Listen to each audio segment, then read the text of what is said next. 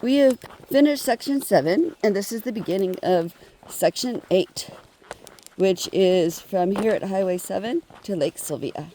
And we highly recommend the Mountain Time Bed and Breakfast. It's about 10 minutes from here, and they love hikers, and we just got back from there, and it's really, really nice, and they really take care of us. So, highly recommend them. If you're not crossing the bridge, turn right and continue down the Ouachita Trail. It will be blazed in blue and white because this is also part of a recreation trail that comes from the Iron Springs rec area. And this is going to take us along the Saline Creek, and then eventually will route us under Highway 7, and then we will continue our journey because, Lord, we've been on a journey. All right, this is me falling on a rock. This is the Sugar Creek area. There's some little pools here, and over there is, in the shaded area, it's hard to see, is Sugar Creek. It's has a nice campsite by it, and one of the things that happened a little while back is there was a cave up in the area. I believe somewhere in these rocks behind me.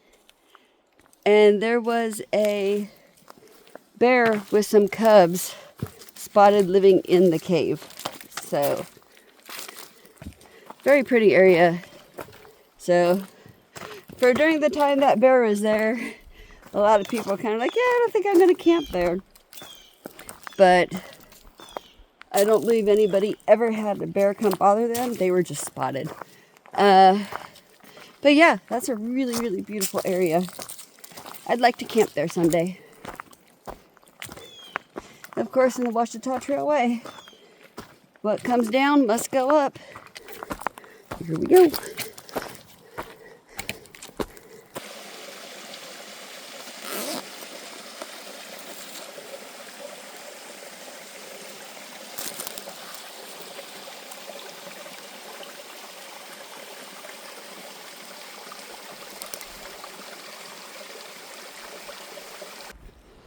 Okay, so we've been hiking up this road here, and we have got to Oak Mountain Shelter. And there's a little bit of a walk down to it, and the whole walk is this like nice path. So, and it's not too bad. It's not a very long walk, but it is uphill coming back. This is a really, really nice shelter. It has a nice view, plenty of firewood around, and like the others, it has the porch built onto the front. So, I stayed at the shelter before. It was really, really nice. But, as I've said, at this point of our video, we are now on a through hike. And we've got miles to make. So here we go. Making miles. Making miles, right? Making miles. With smiles. Miles with smiles. Except when we're going, Ouachita Trail, why must you keep going uphill? Flatside Wilderness. We are entering the Flatside Wilderness. Now remember a while back when we were still in Oklahoma, we hiked through the Kiamichi Wilderness. And in case you don't know what a wilderness area is, it's a special area set aside for just quiet and just to be in the wilderness and in nature.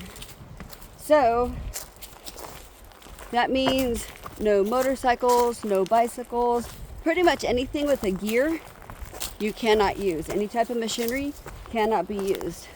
So that's right. When we come in here doing trail maintenance, we have to cut every log with a handsaw. We have to cut all the grasses with an idiot stick or a sling blade. It's another name for them. Sometimes people call them a whim wham. There's all kinds of names for them. But it's just a kind of thing like swing like a golf club and cut the grasses because we can't use anything motorized. You know those canoes that have the little foot paddles? Can't even use that because it has gears. So this was enacted back in the day, but the guy who wrote the Wilderness Act, he had for like 10 years, he kept rewriting it because it wouldn't pass and it wouldn't get signed in. So he kept rewriting it until he finally wrote the one that LBJ finally signed in, and it became the Wilderness Act. And unfortunately, the guy who wrote it passed away something like 3 months right before LBJ signed it. So he never got to see his dream actually get signed into fruition. But it leaves us with these beautiful wilderness areas that are unspoiled by things of man. So that's the story behind what a wilderness area is. Oh, and horses are not driven by gears, so horses can be in here as well. Now I'm about ready to hike through the beautiful flatside wilderness. It is gorgeous. So the other thing I forgot to mention is that the area after Sugar Creek, there's a pretty good stretch with not much water, other than maybe a wildlife pond. But what you're going to want to do is water up at Sugar Creek, and then you're going to need that for the next stretch here, because this is all up on ridge. So we'll show you the next water source as soon as we get there. This swimming hole right here, like if you look right over there, there's a little swimming hole, and you can see a little waterfall with the water cascading down. This is a reliable water source. Sometimes it can get a little stagnant during the really, really dry times, but again, like I keep saying, not recommended to hike this trail during dry times.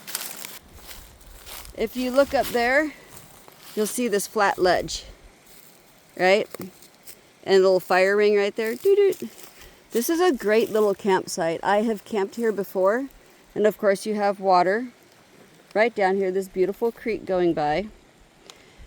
I will say, hang your food, because we had a lot of animal activity that night. Nothing scary like bears or dinosaurs coming through, but I would hang your stuff. Anyway, we are going to press on, because our plan is to camp at Crystal Prong tonight. And Crystal Prong is really pretty. I'll show it to you when we get there. All right, this is Crystal Prong. It's very pretty. And there is some rocks over there that we're going to cross over to get to the other side. And I don't see any reason we'll be getting our feet wet. This area right over here is a popular swimming hole.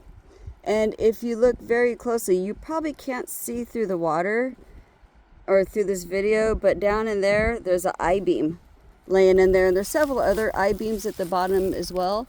And those are remnants of an old bridge that had got washed out by a flood.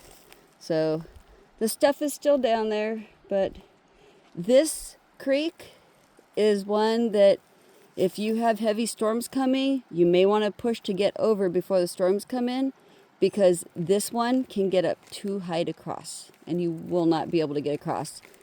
But if that happens, you can't get across, lucky for you, there's a nice campsite right here. And this is a really beautiful campsite, so another option. But there's another campsite a little further down on the other side of the trail, or on the other side of the creek. It's about another half mile down. So we're gonna go camp at that one tonight, just because we still have some light and would like to get a little bit more mileage.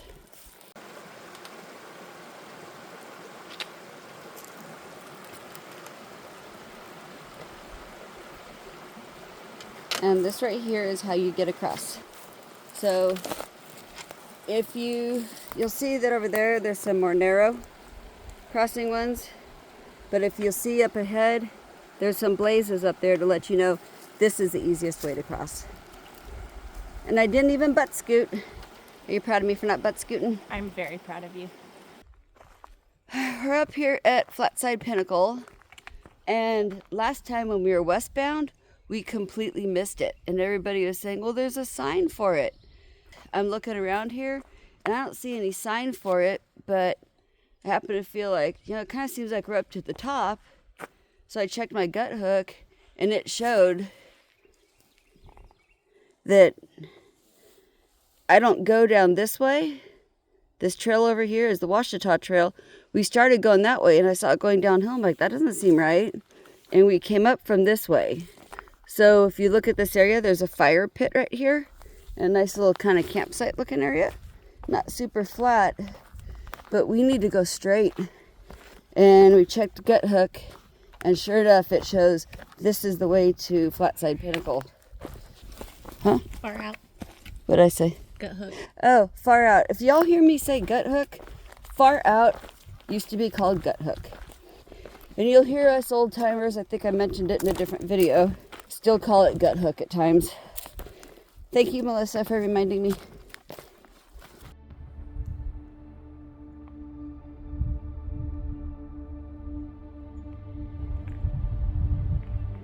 You know how to feel really tiny? Come up here. It's just amazing.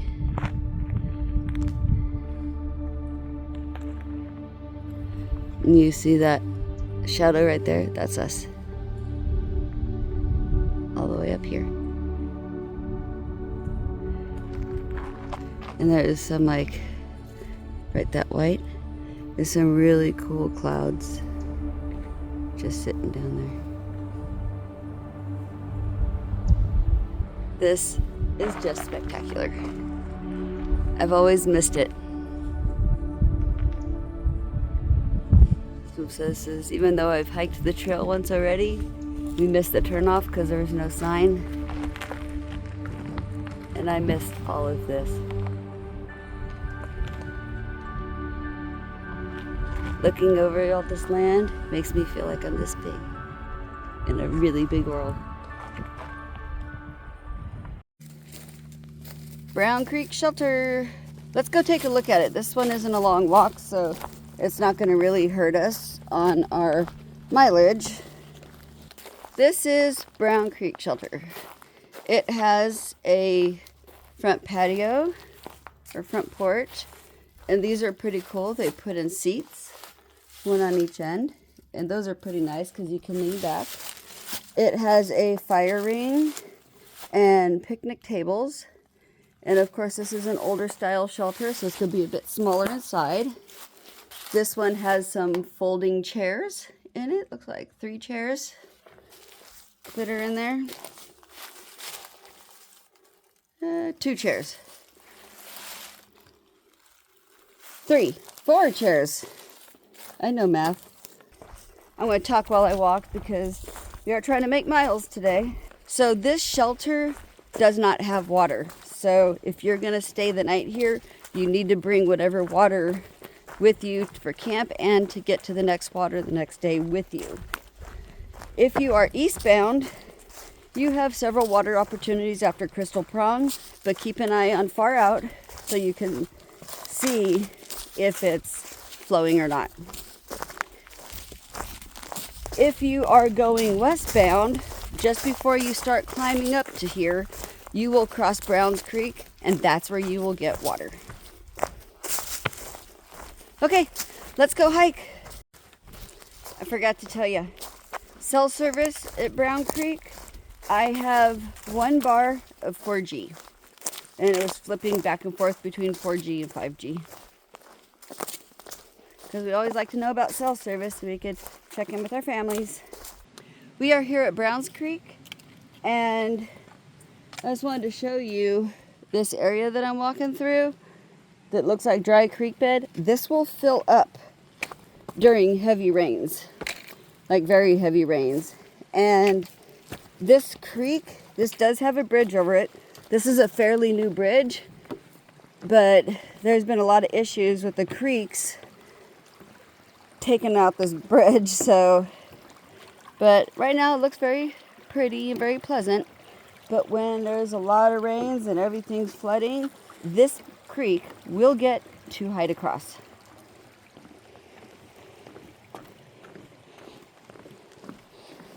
Little short stumpy legs. Oof. It is pretty, and they did build this bridge quite a bit higher, so hopefully it'll stay this time. If you're interested in seeing what the campsite next to Brown Creek looks like, this is the campsite. So there's room for at least 4 tents, 4 or 5 tents if you squish them together and don't plan to have a campfire, but there's a fire ring, a log for sitting on. But do remember that there is a road, dirt road not too far from here. So you might have noise of cars coming up and down.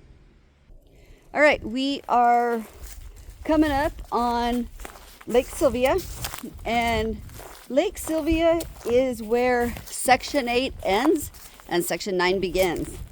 So, and then Section 9 is going to go from here, Lake Sylvia, to Highway 10.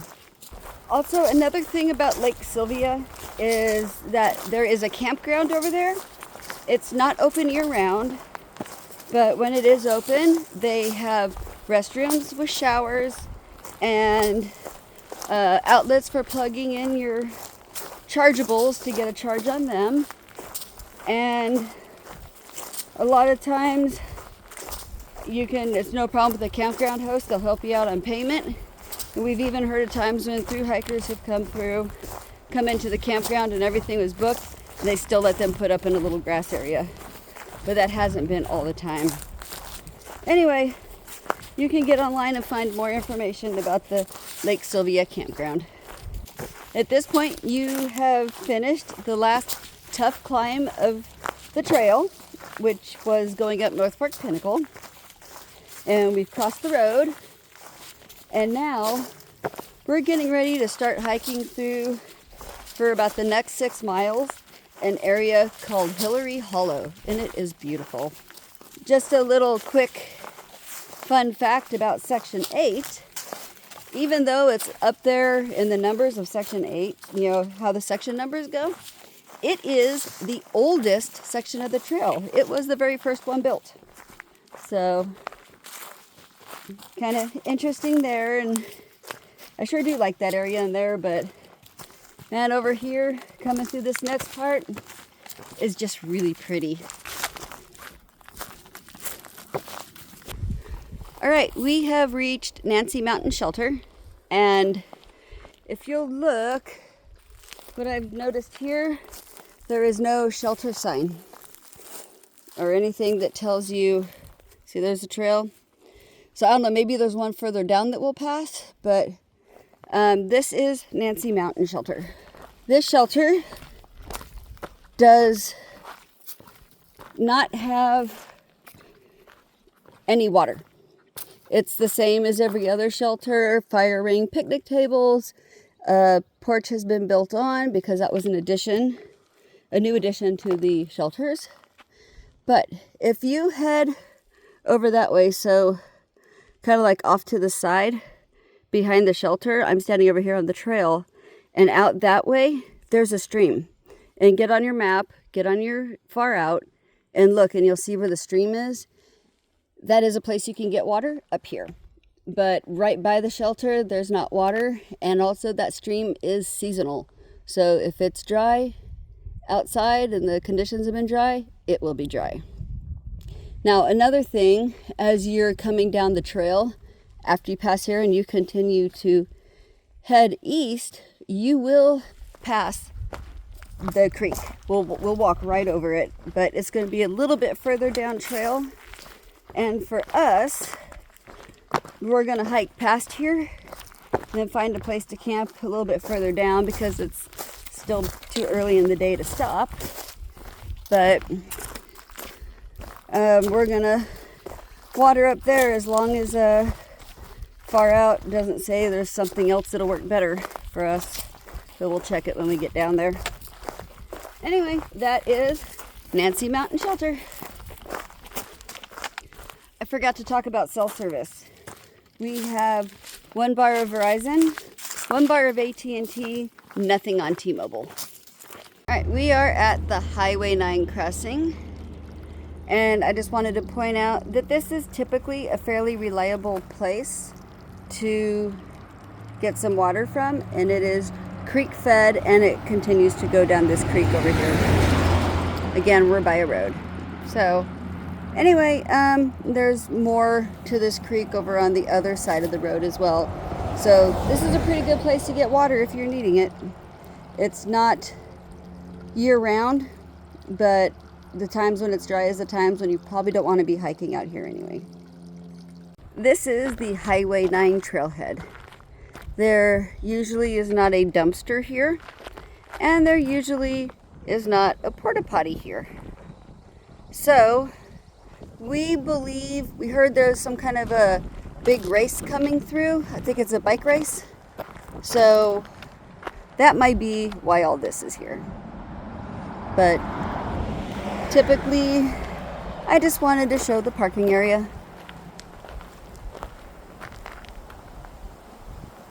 It's a good sized parking area. But a lot of times leaving cars here by the busy highway is usually kind of discouraged, because if it's for a very long time, because a lot of the locals, the same car will go by and that car's still sitting there, that car's still sitting there, that car's still sitting there, and then they start to get a little bit excited about something to break into. So the trailheads that are safest are the ones that are a little ways back. Shh, we're stealth camping. This area is kind of weird. It has like different private properties that go through it, but it's like 30 miles of trails. So who's gonna hike 30 miles without camping? So anyway, we did 17.9, almost 18 miles today. And tomorrow we're gonna push for similar or maybe a 20, which is gonna put us very, very close to the state park. And which is like 5 miles from the trailhead is a state park boundary, and we really can't camp in there. So anyway, we are stealth camped, and I am very stealthy with my camouflage stuff. And Melissa is not so stealthy with her bright pink quilt on top of her thing and her purple bandana. Not so stealthy. Stealthy, not stealthy. Stealthy, rainbow bright. Okay, it's early morning, and I don't know if I'm going to get in trouble for saying this or not, but see this area back in here? This nice green area? Well, the trail is way over there, so we hiked a little bit off trail because the penny campsite did not work for us. We waited till later in the day before setting up our tents and hammock, and we did very good LNT practices, so it doesn't even look like we were there. And unfortunately, that's what a lot of people do here on the trail. And I'm probably gonna get in trouble for putting this on YouTube, but be very courteous. Don't leave trash around, because this is other people's property. If you can make it to the penny campsite and you can make that work, do that. But unfortunately, for an area this long of a stretch, that doesn't always work out. So you can see we're still walking to get to the trail. Remember, good LNT. Make it look like you weren't even there. Okay, we're gonna go hike. We broke camp early too, so we're not hanging around too long. Bye! We are coming up on Red Bluff, which is another one of those creeks that can get too high to cross if there's been a lot of rain and water. So we just came up on this sign here, and it shows the two blazes indicating that we go to our left, except there's also this HW bypass with arrows that go to the right. That is a high water bypass, and it's going to take you to another place where you can get across. I believe it's an actually road bridge. Haven't seen it before with myself, but I've been told about it. So go right if it's been raining, and there's a good chance Red Bluff will be too high to cross. If you're like us and it's been dry for a while, we're going to go to the left. Okay, hang on. I got some information now. It's going to be less than half a mile total for this high water bypass. After you go down the way of the arrows for the sign there we looked at, It's going to take you through this deer camp looking area. It says no trespassing and there's some cabins there, but don't worry about that. It's okay. Go on through. And then what you're doing is you're heading towards Duffy Road. It's a gravel road. You're going to follow that road to where it crosses the creek. That's how you get across. And then immediately after you cross, watch for a trail to come off, and you're going to go down that trail. And that is going to take you back to the Ouachita Trail where the crossing that you couldn't get across was. So now this takes us back. I have some kind of interesting information. It's actually good news. So remember last night we were at a kind of not supposed to camp there, a stealth camp. And then in another night you'll see that we also stealth camp the next night. So because there's just no other way to do it. Well, that hunter camp we were talking about, that deer camp with the cabins, one of those cabins belongs to the Boy Scouts, and they have given Foot permission to use that for hikers. As long as Foot gets it all cleaned up and sorted out, hikers can stay in it. So there's going to be another place right there where you can stay. And Central Arkansas Water has given us approval to put another shelter in that area. So now you're going to have the Boy Scout cabin, you're going to have Penny Camp, and you're going to have that extra shelter. And the area where that shelter is going to be has not been disclosed yet, but it's coming. That's going to make hiking through that area so much easier, and it's going to take the impact off the area of all the hikers going through and stealth camping. Okay, let's go finish hiking. All right, now we're arriving at Red Bluff. And let's show you what's going on here. These are mounts from where the bridge used to be. And you see on the other side over there, there's another mount. It's got a blue blaze on it.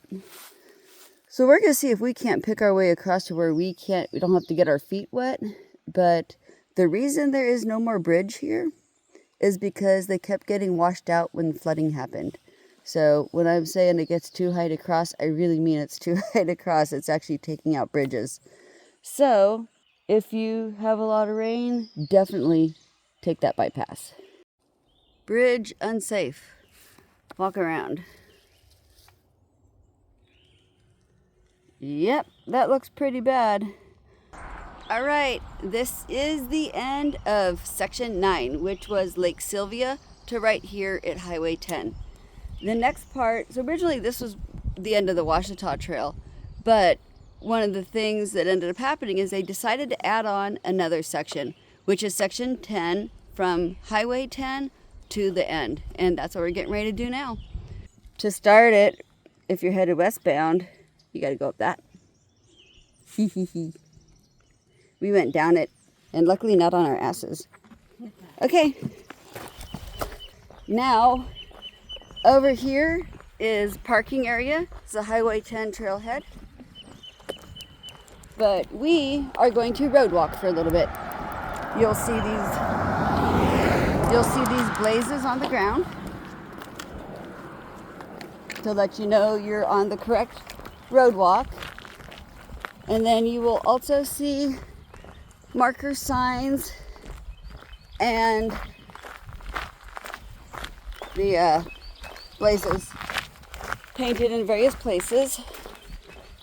But the big thing about this last part of the Ouachita Trail is be extra vigilant when you're on these road walks, and a lot of them are on dirt roads or old Jeep trails, to watch where they turn off at. Because if you get with your head down or looking at your phone because you have good cell service now, you may find that you walked right past where it ducked back into the woods.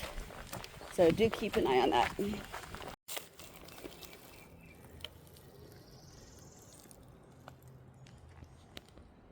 Mile 204. A note here, a little bit after this marker, around like 204.4, there have been some reports of some aggressive dogs, 3 aggressive dogs that come out towards hikers.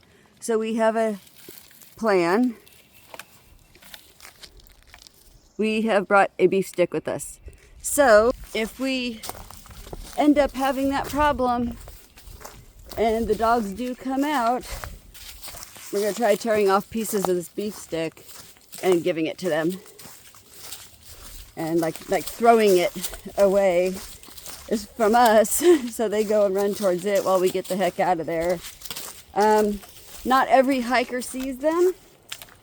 Some hikers say they don't see them at all. Others report seeing them. Sometimes they only see 2, sometimes 3. But either way, we want you to be aware that it is a situation. We have reported it. The police have been called. But we're just going to have to see what happens. And if they don't come out, then Humpty Dumpty and I get a beef stick. This big giant pile behind me is all sawdust. And it is what is left over from a wood mill that used to sit here. So we're on one of those dirt road walks that I was talking about a while ago, like when we were up on the highway. And this is what I'm talking about, because these blazes are very faded. So keep an eye on blazes, even though they're faded. If you haven't seen one for a while, check your far out. You may have missed the turnoff. We've already almost missed one. We caught it very last minute. And also we noticed that a couple of these blazes in here are pointing the wrong way. They're pointing to the right, but the trail goes to the left. So, like right here, we're walking down the road and there's some faded leaning type blazes right here. So you have 2 blazes side by side, and imagine they're leaning towards the direction you need to go. So these ones are here, they're faded. And the problem with we try to not put these on pine tree because the pieces will fall off. Then you'll just end up with a pile of blaze down at the bottom. But so it would be very easy to just keep walking down this road. Keep an eye out for this kind of stuff because the trail goes over here. All right, this is Reese Creek. And it's a reliable water source. As you can see, it's flowing very well. Now there used to be a cable here, because this is another one where you can really have a very, very hard time getting across it when it's been raining a lot. And for a long time there was a cable here and it had broken, and the cable was for you to hang on to help you get across. So luckily we walked up here and I was so excited to see someone has put a new cable in. So now it'll be easier for people to get across. Looks like it's got some good sized trees stuck on it, so I'm going to go ahead and report this to Foot so that they can have someone come in here and take care of it. But man, I'm so glad to see this. This has really been needing to put back in. Anyway, this is a great place to get water. This is the Penny campsite, and it goes that way. It is 0.9 miles up, and it's a nice flat area, and it's kind of gated in with the chain link, and the gate to it is always unlocked, and there is, notice the sign, no water. So whatever water you need up there, you're going to have to carry with you. It's not in an ideal location, but it is a legal place to camp. And we are also very thankful to the Penny family for providing this campsite on their land. Check out our last night's camp. Again, we're stealthy. We've gone far from the trail and up on this hill. And as I mentioned before, sometimes they do patrol by boat. So if we hear any boats coming, we'll go ahead and shut our lights off. But look at that. What a great campsite for the very last night on the Ouachita Trail. Tomorrow we finish. We hiked 20 miles today, so that means we only have 7 miles to go tomorrow. Oh, I'm so excited. My feet are ready. All right, so we have got to a road crossing, Pinnacle Valley Road. It's hard to see the blaze, but if you look from the street, it's hard to see because it's kind of downhill. And this is your blaze that you're going to, and it's going to take you back into the woods. But I want you to pay attention This is the state park boundary. So you know where we say, oh yeah, just do stealth camping? Don't do it in here. And this is not the place to be doing that at all. In fact, I would say within 5 miles of the state park, don't do it. Well, that's a wrap, and now we are done with the Ouachita Trail. So we have just completed section 10, which ends at Pinnacle Mountain State Park, and it also is the end of the whole trail. So some people will go and climb Pinnacle Mountain as a little celebration thing, but my feet hurt. We're gonna go get some burgers at the Bluebell and be done with that. Go ahead and check out the video description in any of these videos, and I have a whole list of helpful information for planning a through hike or a section hike, and also there's a list of the shuttles so you can get a shuttle set up for yourself. Okay, I'm gonna go and eat something because I'm hungry. Bye. All right, cut.